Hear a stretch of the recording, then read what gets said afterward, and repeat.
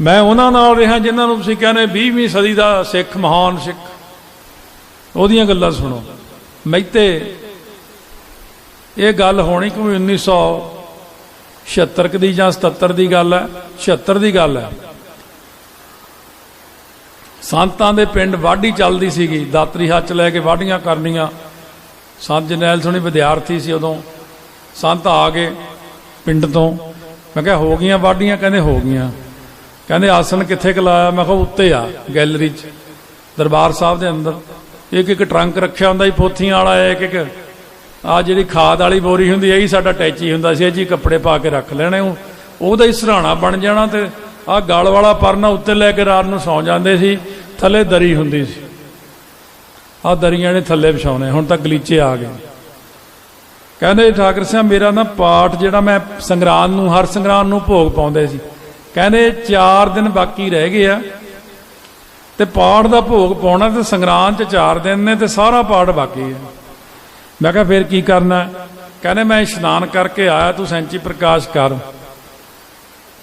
ते मैं प्रसादा नहीं छकना 4 दिन, मैनू सिर्फ देसी घ्यो लिया के दे दे बस। देसी घ्यो छक के हथ पैर धो के बह गए पाठ करन। पाठ विच बहुत महारता सी, 1000 सहज पाठ शायद कीता जिंदगी च उन्होंने। गुरु ग्रंथ साहिब सारा कंठ ही से उन्होंने। जां बाबा नौद सिंह ने 1000 पाठ किया सहज, जां बाबा जरनैल सिंह ने किया, उन्होंने कंठ सी। बाबा नौद सिंह जी समाध वो तरनताਰਨ रोड ते है। बाबा जी ये सारे हुंदे आ, हुण भी हैगे आ, थोड़ी अखां नहीं देखण वालियां, जे कहने ज़्यादा मेहनत करोगे तो मिल भी जाणगे उत्थे। बाबा जी ने तो आप किसी सिंह दस के मैं कहने 93 साल की उम्र सी जब मैं शहीदी पाई है। बड़े योधे सी बाबा जी। 8 बजे लाइट चली गई, संत बैठे पाठ करते सी। मैं कहा मैं प्रसादा असी छक लिया सी। मैं कहा असी बाहर गैलरी च घूमते हाँ भी उत्थे चलो माड़ी मोटी हवा लगू, लाइट गई है, कोई जनरेटर नहीं सी हुंदा मैते उदों। 8 तो 10 कट लग्या। 10 बजे अपना उत्थे सानू तो मौज ही। साडे एक सिंह हुंदा सी, वो एक गल कहना हुंदा सी, कहंदा साध ते उल्लू 2 जाने उजाड़ ही भालते होंगे। असी भी यही भालते रहने हैं भी किते एकांत मिल जाए ना, बह के पाठ करिए। तुसी कहने किते टाइम मिल जाए एकांत, टीवी देखिए या मोबाइल नूं हथ मारीए या कुछ आ देखिए या कुछ सौ जाइए। असी कहने जे रात नूं नींद नहीं आई ला लो फिर चौपी साहब, जिन्नियां सुन हुंदियां सुनो, दसना नहीं चाहिए। रात नींद टल गई। मैं कहा भी असी लोगों को कहने 5 सोहले दे पाठ करो। मैं रिपीट ते ला के मोबाइल में 10-15 वारी सोहला साहब ही सुन लिया, आनंद आया। 25-30 चौपी साहब दे पाठ कर ले। साढ़े तो होलसेल काम है सारे। बाबा जी बैठे, असी बाहरों पाठ कर, लाइट आ गई, भज के सारे आपो अपने आसना ते आए, पक्षां थले। संत जरनैल सोहनी अपनी पोथी ते पाठ कर रहे हैं। मैं आया, मैं एक गोडा थले ला के मोढे ते हथ रख के बह के हसी गया। मैं कहा लाइट तो गई हुई सी, उन्हें भी मेरे मोढे ते हथ रखे नाले हसी जान। मैनू कहंदे ये लाइट जान नाल मैनू कोई फर्क नहीं पैंदा है। कहने सारे अखर सोने वांगू जगदे, आखो सतनाम।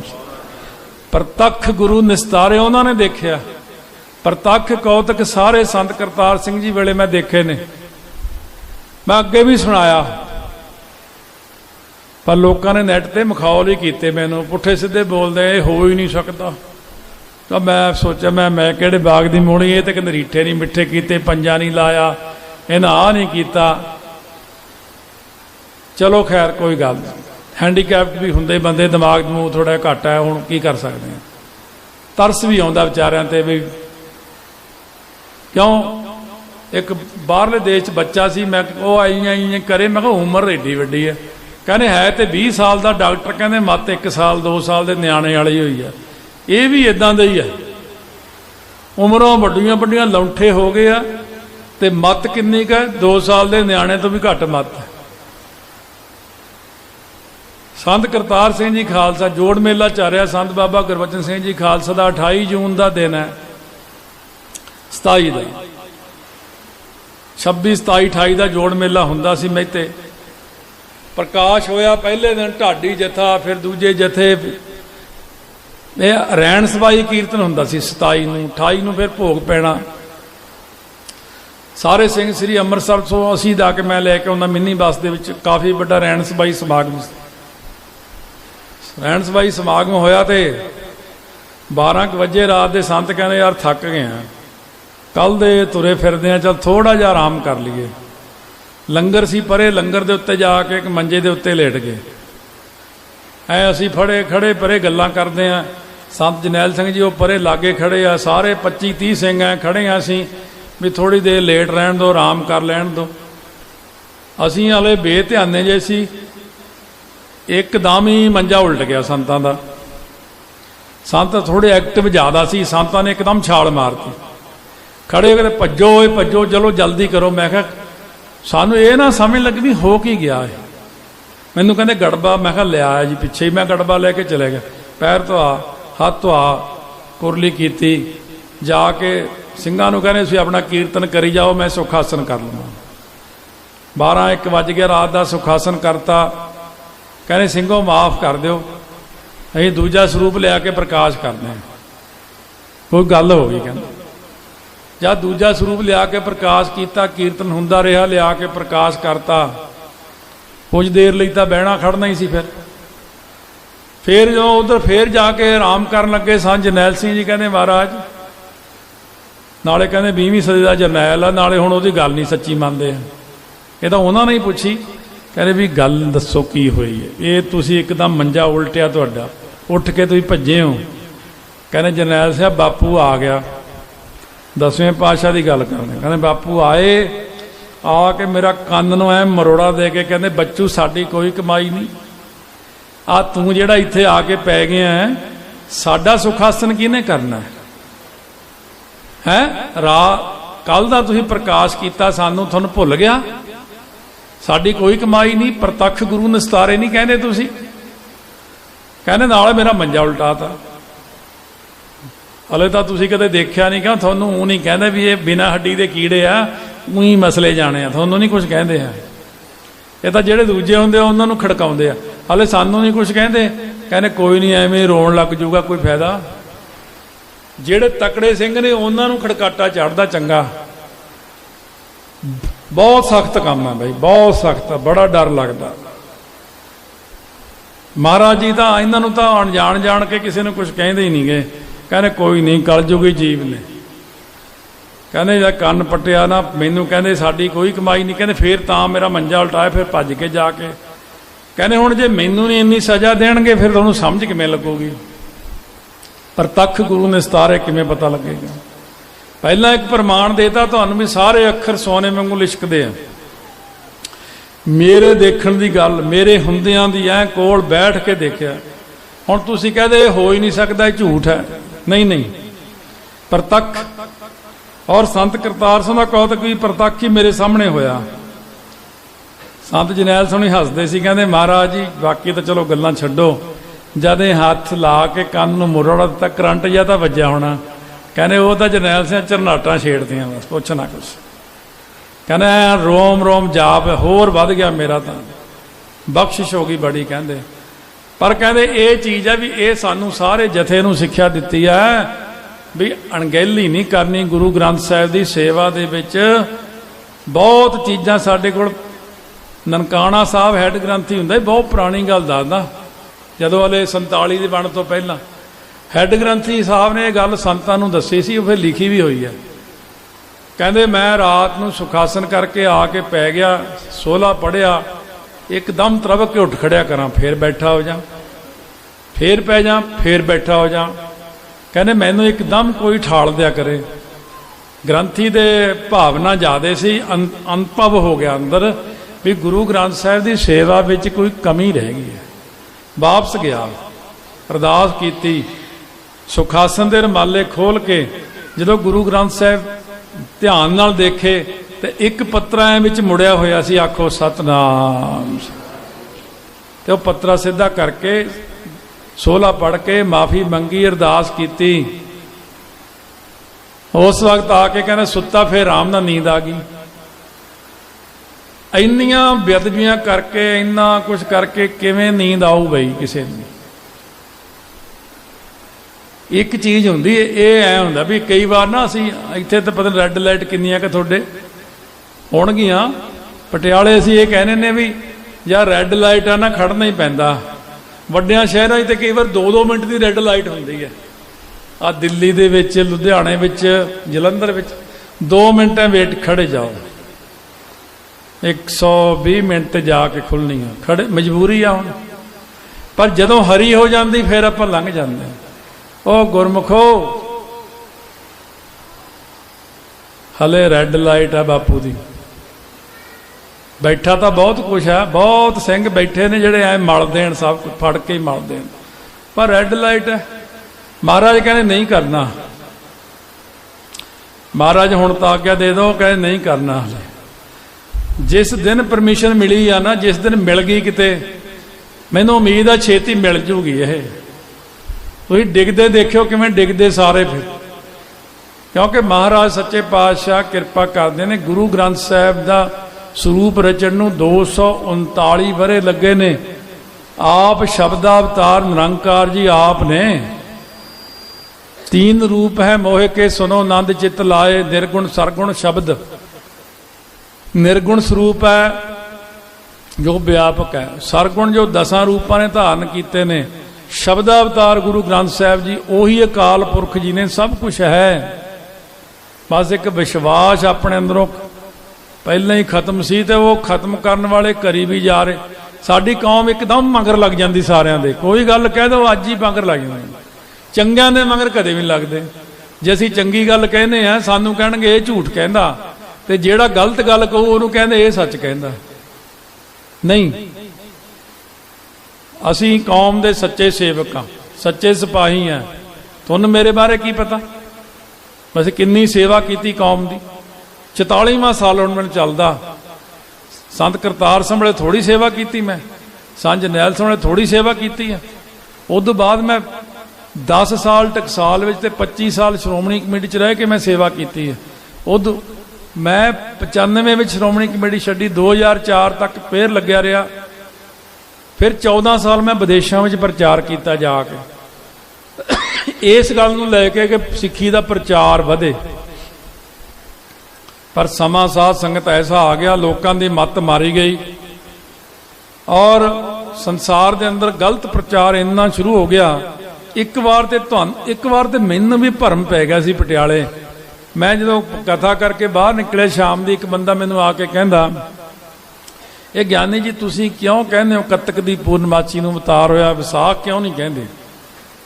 ਉਹ ਬੰਦਾ ਵਿਦਵਾਨ ਸੀ ਕੋਈ, ਕਹਿੰਦਾ ਤੁਸੀਂ ਇਹ ਕਿਉਂ ਨਹੀਂ ਕਹਿੰਦੇ ਮੂਲ ਮੰਤਰ ਗੁਰਪ੍ਰਸਾਦ ਤੱਕ, ਨਾਨਕ ਹੋਸੀ ਪੀ ਸਾਜ ਤੱਕ ਨਹੀਂ? ਮੈਂ ਵੀ ਇੱਕ ਵਾਰੀ ਦਿਮਾਗ ਜਿਹਾ ਖਰਾਬ ਹੋ ਜਾਂਦਾ ਬੰਦੇ ਦਾ, ਵੀ ਇਹ ਸਾਰੇ ਹੀ ਕਹੀ ਜਾਂਦੇ ਨੇ। ਇਹਦੇ ਉਹ ਮਹਾਰਾਜ ਨੇ 106ਵਾਂ ਚਲਿੱਤਰ ਲਿਖਿਆ 10ਵੇਂ ਦੇ ਵਿੱਚ, ਕਹਿੰਦੇ ਇੱਕ ਬੰਦਾ ਗਰੀਬ ਸੀ, ਉਹਨੇ ਸੋਚਿਆ ਲੇਲਾ ਮੰਡੀ 'ਚ ਵੇਚ ਕੇ ਤੇ ਮੈਂ ਉੱਥੋਂ 4 ਪੈਸੇ ਮਿਲਣਗੇ, 10-20 ਰੁਪਏ ਦਾ ਮੇਰਾ ਸੌਦਾ ਪਤਾ। ਉਹ 20 ਰੁਪਏ ਬੜੇ ਹੁੰਦੇ ਸੀ ਉਦੋਂ। ਕਹਿੰਦੇ ਉਹ ਜਦੋਂ ਸੌਦਾ ਵੇਚਣ ਲਈ ਉਹਨੇ ਸਕੀਮ ਬਣਾਈ, 4 ਬੰਦੇ ਉੱਥੇ ਮਨ ਚਲੇ ਜੇ ਠੱਗ ਜੇ ਸੀਗੇ। ਉਹਨੇ ਦੇਖਿਆ ਉਹ ਮੰਡੀ ਅੱਜ ਡੰਗਰਾਂ ਦੀ, ਤੇ ਇਹ ਲੇਲਾ ਲੈ ਕੇ ਚੱਲਿਆ। ਆਪਾਂ ਇਹਦਾ ਲੇਲਾ ਖੋਈਏ ਕਿਸੇ ਤਰੀਕੇ ਨਾਲ। ਉਹਨਾਂ ਸਕੀਮ ਬਣਾ ਲਈ, ਇੱਕ ਇੱਥੇ ਖੜ ਗਿਆ, ਇੱਕ ਉਹ ਮੋੜ ਤੇ ਖੜ ਗਿਆ, ਇੱਕ ਅੱਗੇ ਜਾ ਕੇ ਖੜ ਗਿਆ, ਇੱਕ ਡੰਗਰਾਂ ਵਾਲੀ ਮੰਡੀ ਦੇ ਕੋਲ ਖੜ ਗਿਆ।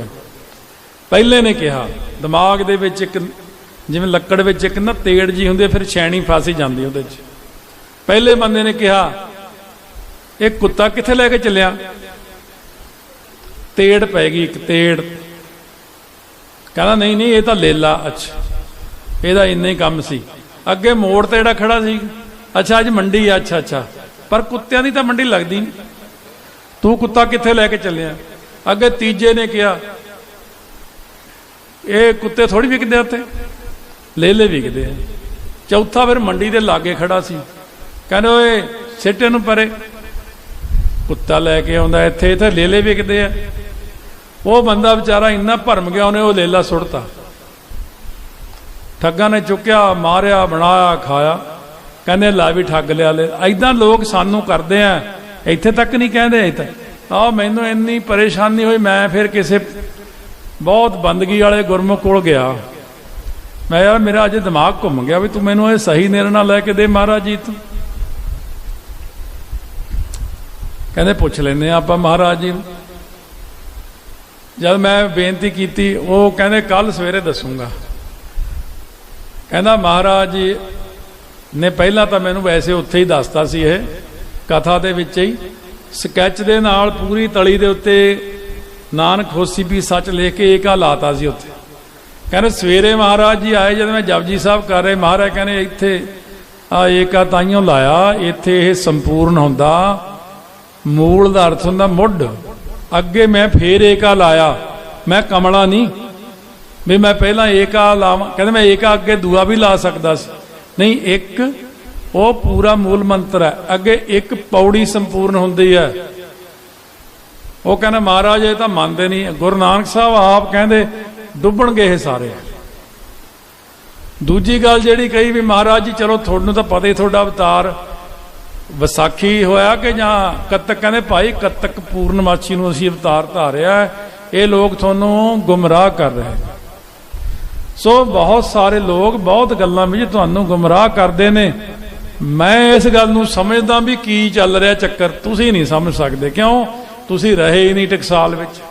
तुहानू यही नहीं पता ये गेम खेड की रहे ने। सानू पता भी ये गेम चल की रही है। हरेक गल विच जदों किसी गल विच दुविधा पैदा कर दो ना वो गल सिरे नहीं लगती। बस आ गल होंदी। इस करके साध संगत जब आप गुरु अर्जन देव जी महाराज सच्चे पातशाह ने आप चौर साहब किया संगतां ने मोढे लाए। खडूर साहब आके रात रुके। उथे दातू ने जिन्हें लत्त मारी सी तुहानूं पता होना गुरु अमरदास जी ने लत्त मारती सी बखी च। महाराज ने उठ के चरण फड़ ले सी। गुरु अंगद देव दे साहिबजादियों तुहाडे दर्द तो नहीं होया मेरा शरीर बड़ा खंगर वर्गा है बुढ़ा आदमी है वो दर्द ही होने लग पिया मुड़ के दर्द नहीं हटा। कहने महाराज दर्द हटा दो। कहने जदों चौथे पातशाह गुरु रामदास जी दे साहिबजादे गुरु अर्जन देव जी आउणगे ना फिर वो हथ लाउणगे तेरी लत्त नूं तां ठीक होवेगी। तुसीं कहने मेरी किहड़ा लत्त भन लूगा वो लत्त भन के तां काम मुक जांदा पट्टियां पुट्टियां करके वो तां फौड़ी फुड़ी लै लांगे पर जे लत्त विच छियाटका चला देण ना बा फिर दर्द बंद ही नहीं हुंदा। ये सब साडियां गलतियां दे ही नतीजे हुंदे आ। इस करके महाराज सच्चे पातशाह ने देखो दरबार साहब तो पहला अमृतसर साहब तो वड़न तो पहला सारिया सिखा ने सफाई की जल छिड़किया गुलाब दे फुल तम बहुत सारे जिहड़े फुल छिड़के लिया के तरह तरह के रस्ते क्योड़ा रूह क्योड़ा छिड़किया पोथियां सुशोभित कीतियां 68 घाट ते जिथे दुख भंजनी बेरी दे खब्बे पासे एक संगमरमर दी पालकी बनी है उत्थे सारी रात कीर्तन होया सी। फिर श्री रामसर साहब ये पोथियां दे तंबू ला के उचारण होया सारा गुरु ग्रंथ साहब भाई गुरदास जी लिखारी ला के। फिर भाद्रव सुदी एकम 1661 दे विच पहला प्रकाश। चलो एक वधिया गल है कहते 1 सितंबर नूं होया प्रकाश ये भी गल ठीक है। ये सूरज के ढंग नाल है पर चंद्रमा के ढंग नाल यह 10 तरीक नूं भाद्रव सुदी एकम दिन आउणा ताइयों उदन इत्थे सिंघां ने कीर्तन दरबार रखिया। मैं किसी महापुरख नूं पुछया मैं कहा ये हुण 2-2 करते कहने मौज है समका प्रचार डबल हो जू अपना। पहला तो आपां इस दिन का गुरु ग्रंथ साहिब के गुण गावांगे फिर 10 नूं एक जगह मैं होर कथा करनी फिर उत्थे ही साखियां सुणावांगे। कहने आपां नूं की भावें 10 वारी मनाउण आपां तो फिर प्रचार ही करना। इस करके साध संगत भाद्रव सुदी एकम वाले दिन गुरु ग्रंथ साहिब का पहला प्रकाश होया। बाबा बुढ़ा जी पहले आपे गए महाराज ने कहा हुक्मनामा आपां कहने आवाजा लो आवाजा प्रकाश किया। बहुत सुंदर हुक्मनामा आया। सूही महला 5वां संतां के कारज आप खलोया हर काम करावण आया राम धरत सुहावी ताल सुहावे विच अमृत जल छाया राम। ये श्री मुख वाक सुंदर आए आसा दी वार होई। गुरु साहब ने सानू जिथे बाणी दी दात बख्शी उथे पंडित ने कथा तो जवाब दिता तो कथा दी दात भी सिखां नूं दित्ती ਭਾਈ ਸੱਤੇ ਬਲਵੰਡੇ ਨੇ ਜਵਾਬ ਦਿੱਤਾ, ਕੀਰਤਨ ਤੋਂ ਸਿੱਖਾਂ ਨੂੰ ਕੀਰਤਨ ਦੀ ਦਾਤ ਵੀ ਦੇਤੀ, ਸਾਰੀਆਂ ਦਾਤਾਂ ਤੁਹਾਡੀ ਝੋਲੀ 'ਚ ਪਾਤੀਆਂ। ਉਹ ਗੁਰਸਿੱਖੋ, ਉਹ ਸਮਝੋ ਹਲੇ ਵੀ। ਸੰਤ ਗੁਰਬਚਨ ਸਿੰਘ ਜੀ ਖਾਲਸਾ ਨੇ ਇਹ ਬਚਨ ਕੀਤਾ, ਕਹਿੰਦੇ ਮੈਂ ਤਾਂ ਵੈਸੇ ਗੁਰੂ ਸਾਹਿਬ ਤੇ ਇੱਕ ਗੱਲੋਂ ਬਲਿਹਾਰ ਜਾਵਾਂ, ਕਹਿੰਦੇ ਕਲਯੁਗੀ ਜੀਵ ਇੰਨੇ ਭੈੜੇ ਆ, ਬਾਣੀ ਵੱਲ ਤਾਂ ਦੇਖਦੇ ਹੀ ਨਹੀਂ, ਪੜ੍ਹਦੇ ਹੀ ਨਹੀਂ, ਸਭ ਠੀਕ ਆ, ਪਰ ਮਹਾਰਾਜ ਵੀ ਬੜੇ ਬੇਅੰਤ ਆ। ਕਹਿੰਦੇ ਜੇ ਕੋਈ ਸਿੱਖ ਗੁਰੂ ਗ੍ਰੰਥ ਸਾਹਿਬ ਨੂੰ 2 ਟਾਈਮ ਕੇਵਲ ਮੱਥਾ ਵੀ ਟੇਕ ਲੂ, ਉਹਦੀ ਵੀ ਮੁਕਤੀ ਹੋ ਜਾਊਗੀ। ਆਖੋ ਸਤਨਾਮ ਸ੍ਰੀ। ਕਹਿੰਦੇ ਚਲੋ ਜੇ ਕੋਈ 1 ਟਾਈਮ ਵੀ ਮੱਥਾ ਟੇਕ ਲੂਗਾ, ਉਹਦੀ ਵੀ ਮੁਕਤੀ ਹੋ ਜਾਊਗੀ। ਇੰਨਾ ਵੱਡਾ ਸਰੂਪ ਬਣਾਤਾ ਤੁਹਾਡੇ। ਤਾਂ ਮਨ ਆਪਣੇ ਬੇਈਮਾਨ ਬਹੁਤ ਹੈ, ਮਾਇਆ 'ਚ ਫਸੇ ਹੋਏ ਨੇ, ਪਾਠ ਕਰਨ ਨੂੰ ਕਿਸੇ ਦਾ ਜੀ ਨਹੀਂ ਕਰਦਾ। ਉਹ ਇੱਕ ਚੀਜ਼ ਮੈਂ ਦੇਖੀ ਆ, ਕਰਜ਼ਾ ਬਹੁਤ ਹੈ, ਸਿਰ ਸਿੱਟ ਕੇ ਬੈਠੇ ਰਹਿੰਦੇ ਆ, ਦੁਖੀ ਬੜੇ ਐ ਸਾਰਾ ਦਿਨ ਬਿਠਾ ਲਓ ਇਹਨਾਂ ਨੂੰ, ਜਿਵੇਂ ਕੋਈ ਮਰਿਆ ਹੁੰਦਾ ਇਦਾਂ ਬੈਠੇ ਰਹਿਣਗੇ। ਜੇ ਕੋਈ ਪਾਠ ਕਰ ਲਓ, ਉਹ ਨਹੀਂ ਕਰਨਾ। ਪਾਠ ਕਰ ਲਓ ਗੁਰਮੁਖੋ, ਇੱਕ ਕੋਈ ਨਿਯਮ ਰੱਖ ਲਓ। ਮੈਂ ਨਹੀਂ ਕਹਿੰਦਾ ਵੀ ਆਹ ਬ੍ਰਹਮ ਕਵਚੀ ਕਰੋ, ਆਹ ਕਰੋ, ਆਹ ਜਿੱਥੇ ਮਨ ਮੰਨਦਾ। 25 ਜਪਜੀ ਸਾਹਿਬ ਕਰ ਲਓ, 5 ਕਰ ਲਓ, 2 ਕਰ ਲਓ। ਇੱਕ ਸਿੰਘ ਦਾ ਮੈਨੂੰ ਕੱਲ ਫੋਨ ਆਇਆ, ਰੈਕੋਟ ਵੱਲ ਰਹਿੰਦਾ, ਕਹਿੰਦਾ ਤੁਸੀਂ ਕਿਹਾ ਸੀ ਵੀ 1 ਜਪਜੀ ਸਾਹਿਬ ਸੁਣ ਕੇ ਕਰਨਾ, ਕਹਿੰਦਾ ਮਹੀਨੇ ਤਾਂ ਹੋਏ ਕਾਫੀ ਮੈਨੂੰ, ਕਹਿੰਦਾ ਹੁਣ ਮੈਂ 2 ਤੇ ਪਹੁੰਚ ਗਿਆ, ਸਾਰਾ ਜਪਜੀ ਸਾਹਿਬ ਹੌਲੀ ਹੌਲੀ ਬੋਲ ਬੋਲ ਕੇ ਸੁਣ ਕੇ ਕਰਦਾ। ਮੈਂ ਕਿਹਾ ਕਿਵੇਂ ਆ ਮਨ ਦੀ ਹਾਲਤ? ਮਨ ਤਾਂ ਕਹਿੰਦਾ ਬਹੁਤ ਟਿਕਿਆ। ਮੈਂ ਕਿਹਾ 5 ਤੱਕ ਲੈ ਜਾ ਇਹਨੂੰ, ਬਸ ਇੱਕ ਆਦਤ ਬਣਾਉਣੀ ਹੁੰਦੀ ਸੁਣਨ ਦੀ। ਮੁੜ ਕੇ ਤੁਸੀਂ 6 ਤੇ ਆ ਜਾਓ, 7 ਤੇ ਆ ਜਾਓ, 10 ਤੇ ਆ ਜਾਓ। ਫਿਰ ਇਹ ਵੀ ਆ, ਗੱਡੀ ਜਦੋਂ ਨਵੀਂ ਸਿੱਖਦੇ ਨਾ, ਪਹਿਲੇ ਗੇਅਰ ਦੇ ਵਿੱਚ ਜ਼ਿਆਦਾਤਰ ਪਹਿਲੇ ਦੂਜੇ 'ਚ ਹੀ ਚਲਾਈ ਦੀ ਹੈ ਸੈਟਿੰਗ ਜੀ। ਉਹ ਅੰਦਰੋਂ ਗੇਅਰਾਂ ਦੀ ਬਿਠਾਉਣੀ ਹੁੰਦੀ ਆ, ਕਿੱਥੇ ਬ੍ਰੇਕ, ਰੇਸ, ਉਹ ਹੌਰਨ ਕਿਵੇਂ। ਜਦੋਂ ਅੰਦਰ ਐਨ ਸੈਟਿੰਗ ਪੂਰੀ ਬੈਠ ਗਈ ਨਾ, ਉਹੀ ਬੰਦਾ 150 ਤੇ ਭਜਾਉਂਦਾ। ਫਿਰ ਜਦੋਂ ਜਪਜੀ ਸਾਹਿਬ ਸੁਣਨ ਦੀ ਆਦਤ ਬਣ ਗਈ ਨਾ ਤੁਹਾਡੀ, ਸੁਣੀ ਗਏ, ਫਿਰ ਭਾਵੇਂ 10 ਕਰੋ, 20 ਕਰੋ, 50 ਕਰੋ, ਸਹਿਜ ਪਾਠ ਕਰੋ, ਸੁਖਮਨੀ ਸਾਹਿਬ ਕਰੋ, ਫਿਰ ਤੁਸੀਂ ਜਿੰਨਾ ਸਾਰੀ ਰਾਤ ਕੀਰਤਨ ਸੁਣੀ ਜਾਓ। ਕਹਿੰਦੇ ਰਹਿਣ ਸਬਾਈ 'ਚ ਬੰਦਾ ਥੱਕ ਜਾਂਦਾ, ਕਈ ਥੱਕ ਜਾਂਦੇ। ਮੈਂ ਜੇ ਸ਼ਬਦ ਨੂੰ ਸੁਣੋ ਨਾ, ਸਾਰੀ ਰਾਤ ਐਂ ਲੰਘਦੀ ਜਿਵੇਂ ਇੱਕ ਜੀ ਮਹਾਰਾਜ